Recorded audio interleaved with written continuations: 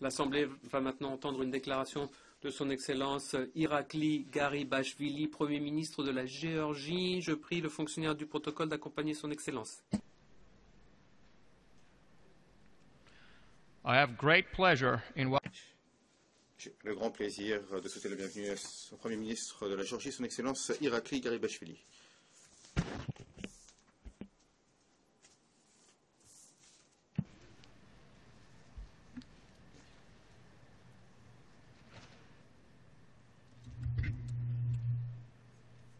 Mr. President, Monsieur le Président, Mesdames et Messieurs les délégués, Mesdames et Messieurs, c'est un grand honneur pour moi de représenter mon pays ici aux Nations Unies.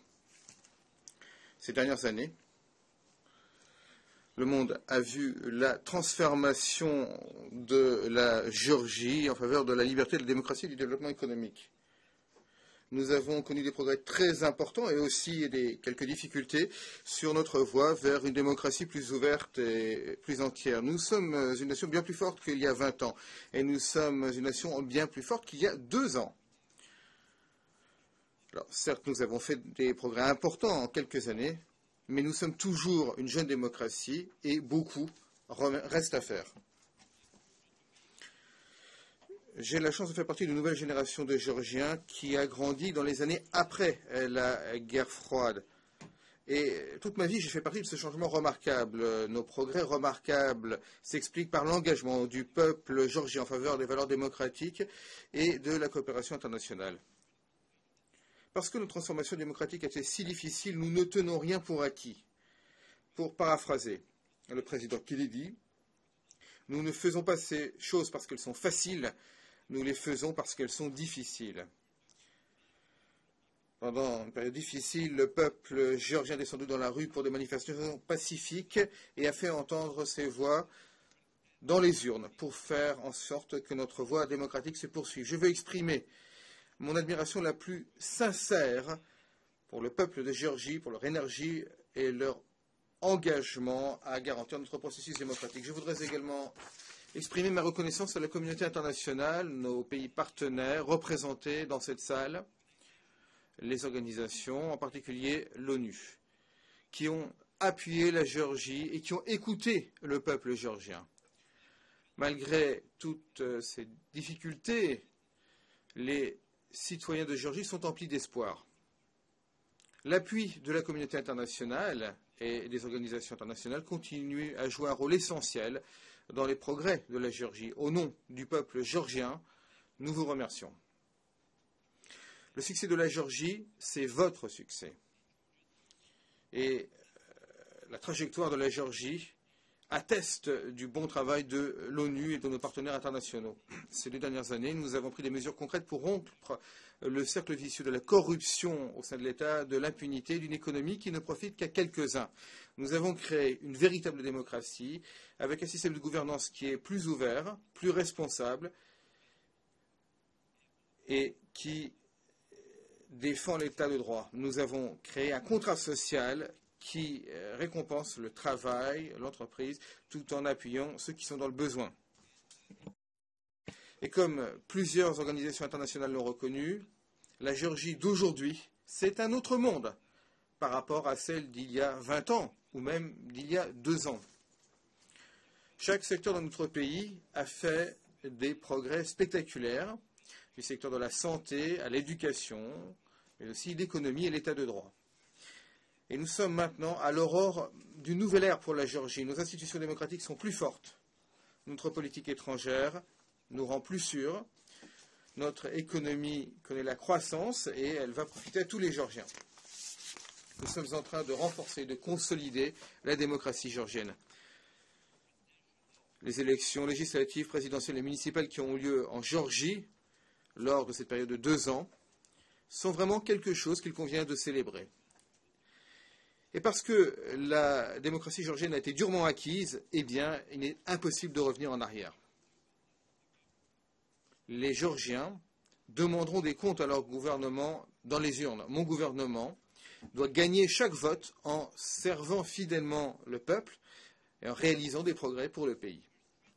Nous renforçons les institutions démocratiques et nous établissons un système d'équilibre du pouvoir plus fort. Notre nouvelle constitution décentralise l'exécutif et crée davantage de responsabilisation à tous les niveaux du gouvernement. Le Parlement fonctionne comme une véritable législature. Les lois sont proposées, débattues, amendées. Les commissions parlementaires tiennent des auditions et posent des questions aux ministres. Et le Parlement croupion a été rejeté. Nous garantissons maintenant la protection des droits de l'homme grâce à une nouvelle stratégie, un nouveau plan d'action pour les droits de l'homme. Nous sommes tout aussi fiers d'avoir promulgué une nouvelle loi antidiscrimination qui confère la protection des droits de l'homme à tous les citoyens géorgiens. Nous avons rétabli l'état de droit en créant une justice indépendante et en accordant davantage de droits aux personnes mises en examen. Nous avons mis fin à l'impunité par les responsables par les fonctionnaires en mettant un terme à la torture, aux sévices dans les prisons. Tous les Géorgiens sont maintenant égaux devant la loi. Personne n'est au-dessus de la loi. Et chacun profitera d'un processus judiciaire qui correspond aux normes les plus élevées internationales. Nous sommes engagés à établir des médias véritablement forts, indépendants et de haute qualité. Les médias, comme la société civile, sont essentiels pour une démocratie forte. Alors parfois, je ne suis pas toujours d'accord avec ce que disent les médias, ce qu'ils écrivent, mais je me battrai toujours pour faire en sorte qu'ils aient le droit à la liberté d'expression. Ces réformes profiteront à tous les citoyens de mon pays. Notre objectif, c'est d'unifier la société à travers l'état de droit et la démocratie. Notre engagement à nous rapprocher davantage avec les États-Unis et l'Europe va de pair avec notre engagement à poursuivre la transformation démocratique. Les États-Unis restent un allié stratégique essentiel pour la Géorgie. Et la relation entre nos pays, à tous les niveaux de l'État, n'a jamais été aussi forte. Une intégration euro-atlantique et européenne accrue, c'est notre façon de revenir vers la famille des nations européennes, avec qui nous avons une histoire, une culture commune, et ce qui est encore plus important, des valeurs communes. Notre nouvel accord d'association avec l'Union européenne et notre orientation résolue vers le fait d'appartenir à l'OTAN, c'est la base de cette relation et permettra d'avoir davantage de contact avec eux. Comme l'a dit la chancelière allemande Angela Merkel à cette tribune, il n'y a pas de développement sans sécurité, il n'y a pas de sécurité sans développement. Notre accord d'association avec l'Union européenne est le plan directeur pour la création progressive de normes politiques, économiques, sociales et législatives européennes. Nous nous sommes lancés dans de larges réformes et nous ferons fructifier nos engagements. Je suis persuadé que la transformation démocratique de la Géorgie peut être un modèle pour d'autres pays de la région. Nous nous engageons aujourd'hui à partager notre expérience avec les pays qui connaissent des transitions similaires. Nous sommes en train d'approfondir notre intégration européenne et euro-atlantique, mais nous sommes en train de devenir également une économie véritablement ouverte et mondialisée. Nous faisons des investissements et des réformes importantes pour utiliser à fond le potentiel de l'économie géorgienne et du peuple géorgien. Cela va de la couverture santé universelle, investissement dans l'énergie propre. La Géorgie est en train de devenir une économie du XXIe siècle qui profite à tous les citoyens de la Géorgie.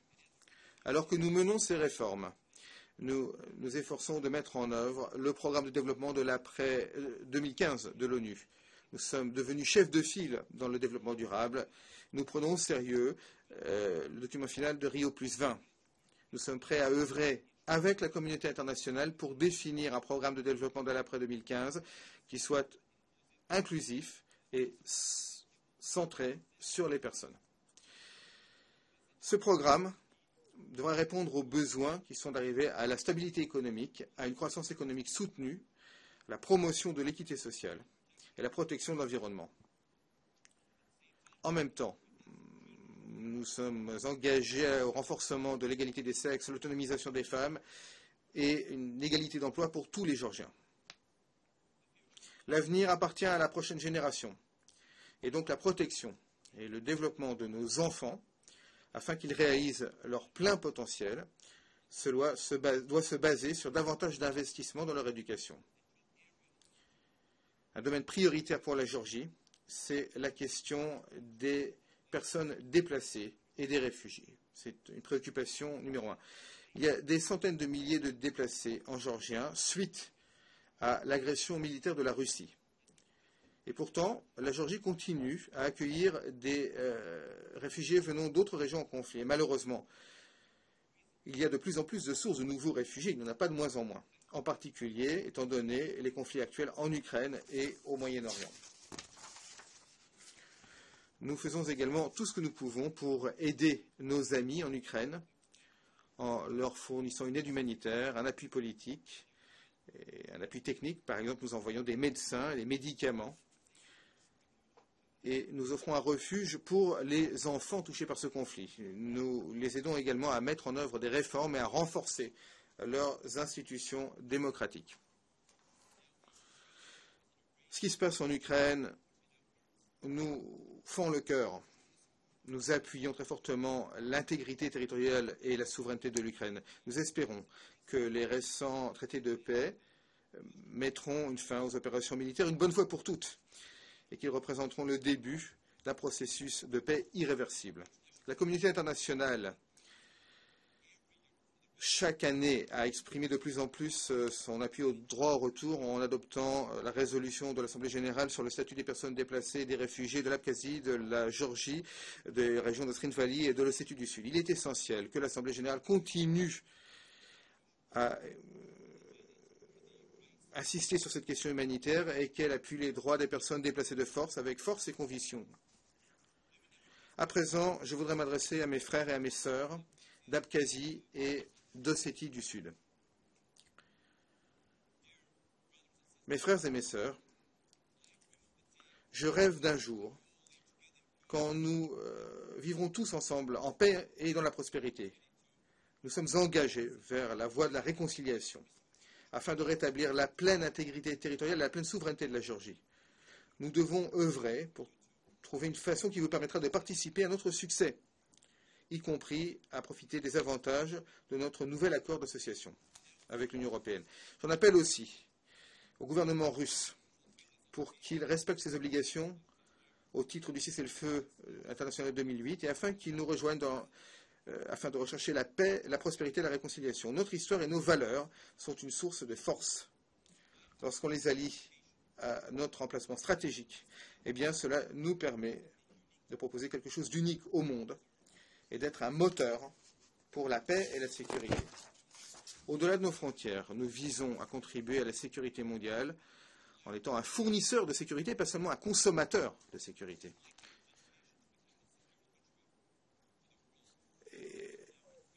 Et l'engagement de la Géorgie à devenir un contributeur de sécurité pour le monde est évident dans nos aspirations pour l'européenne intégration euro-atlantique.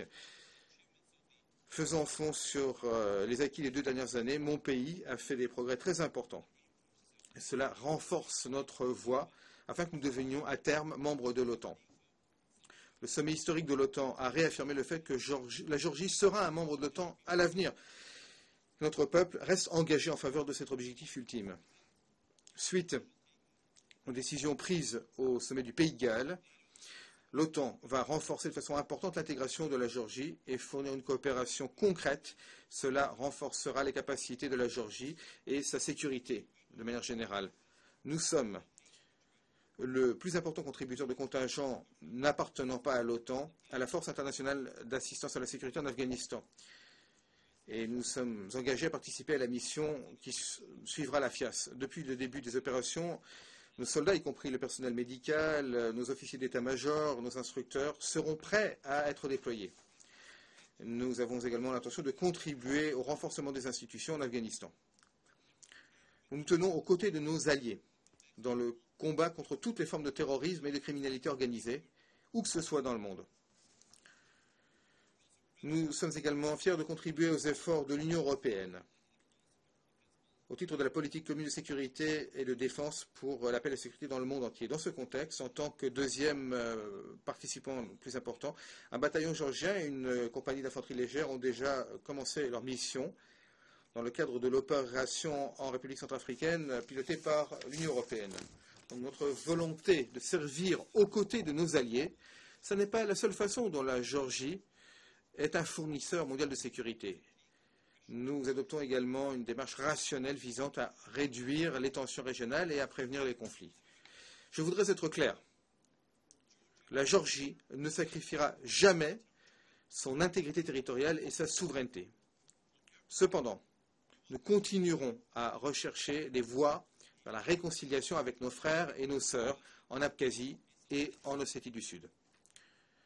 Nous, les Géorgiens, nous voulons avoir une bonne relation avec la Russie, mais pas jamais aux dépens de notre souveraineté, de notre indépendance. Et en effet, nous nous sommes battus très fort pour y arriver. À cette fin, nous avons adopté une nouvelle démarche par rapport à la Russie, par rapport à nos prédécesseurs. Nous menons une stratégie à deux volets basée sur le fait d'être un voisin responsable, pragmatique et constructif. Pour le premier volet, nous avons démarré un dialogue inconditionnel avec la Russie sur la reprise des relations commerciales, économiques, culturelles, humanitaires. Concernant le deuxième volet, nous avons continué à rechercher un règlement pacifique de la guerre d'août 2008, ainsi que la fin de l'occupation russe du territoire géorgien sur la base des principes fondamentaux du droit international. Le premier volet a permis de réaliser des résultats importants, et cela a aidé à réduire les tensions entre la Géorgie et la Russie. Le commerce a repris et l'exportation géorgienne vers la Russie ont augmenté de plus de 300%. Les échanges entre les personnes ont également augmenté de façon spectaculaire, donc nous connaissons une coexistence plus calme en tant que voisins. Et cette démarche a également renforcé la stabilité dans la région, dans l'ensemble du Caucase Sud. Cependant, les efforts de la Géorgie visant à réduire les tensions et à offrir une branche d'olivier à la Russie n'ont pas rencontré le même esprit de coopération. Nous avons pris toutes les mesures constructives possibles. Donc, il est temps maintenant que le gouvernement russe mette un terme à son occupation et se mette sur la voie vers une paix durable. Mon pays s'engage à utiliser son emplacement stratégique pour relier l'Asie, l'Europe et le Moyen-Orient pour renforcer le commerce d'un bout de l'Eurasie à l'autre. La réouverture de la route de la soie, c'est l'une des grandes réalisations permises par la fin de la guerre froide.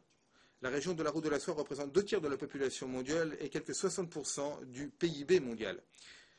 Si l'on utilise cela pleinement, cela deviendra une force essentielle pour étendre le commerce, le développement et de nouvelles ressources énergétiques et chaînes de valeur, et également des échanges culturels. Donc, pour pleinement utiliser le potentiel de la nouvelle route de la soie, la communauté internationale doit redoubler d'efforts dans 3 domaines clés: le commerce et les transports, l'énergie et les contacts entre les personnes. Nous avons approfondi notre coopération avec la Turquie, la Chine, le Kazakhstan, l'Azerbaïdjan, l'Arménie, le Turkménistan, l'Ouzbékistan et l'Afghanistan, afin d'intégrer les couloirs de transport et de nouvelles routes qui apporteront des biens de l'Asie à l'Europe de l'Ouest, et cela en un temps record. Les ressources énergétiques sont un moteur essentiel du développement économique et de l'intégration de la route de la soie. Nous appuyons une route essentielle pour le pétrole et le gaz de la Caspienne vers l'Europe. L'année dernière, le consortium Shah Deniz a annoncé une expansion massive de l'oléoduc du Caucase Sud à travers l'Azerbaïdjan et la Géorgie. Cela apportera 16 milliards de mètres cubes de gaz nouveau vers l'Europe et la Turquie et créera des milliers d'emplois en Géorgie. Il y a quelques jours, j'étais en Azerbaïdjan pour l'inauguration du premier segment de ce nouvel oléoduc. Cette expansion permettra quelques 2 milliards de dollars de nouveaux investissements de la part du consortium, rien qu'en Géorgie. Et ainsi, la Géorgie recevra des quantités importantes de gaz afin d'améliorer notre développement économique et d'améliorer notre sécurité. Une énergie propre et renouvelable peut également être un moteur de la coopération énergétique régionale. En Géorgie, nous utilisons nos immenses ressources hydroélectriques afin de devenir un pays neutre en carbone et pour exporter de l'énergie renouvelable vers nos voisins. Le potentiel de la région est très important, mais il faut faire davantage pour transformer ce potentiel en une réalité. La Géorgie est prête à utiliser son emplacement, un carrefour stratégique, et à jouer son rôle pour pleinement revitaliser la route de la soie. À cette fin, j'ai l'intention de créer un forum de la route de la soie en 2015. Nous avons l'intention de lancer en Géorgie une réunion annuelle de haut niveau de tous les États et toutes les organisations internationales intéressées dans l'avenir de la route de la soie.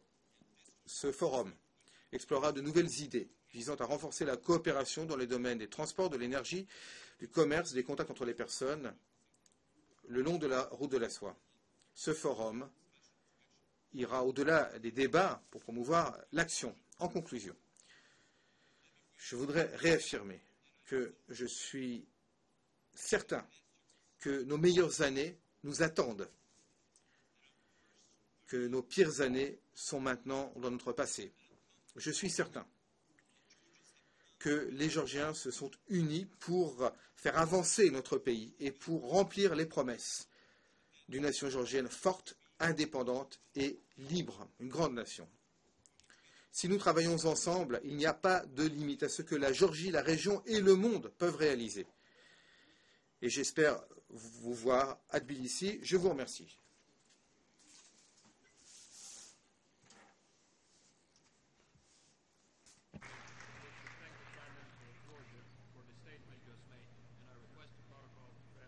Excellency.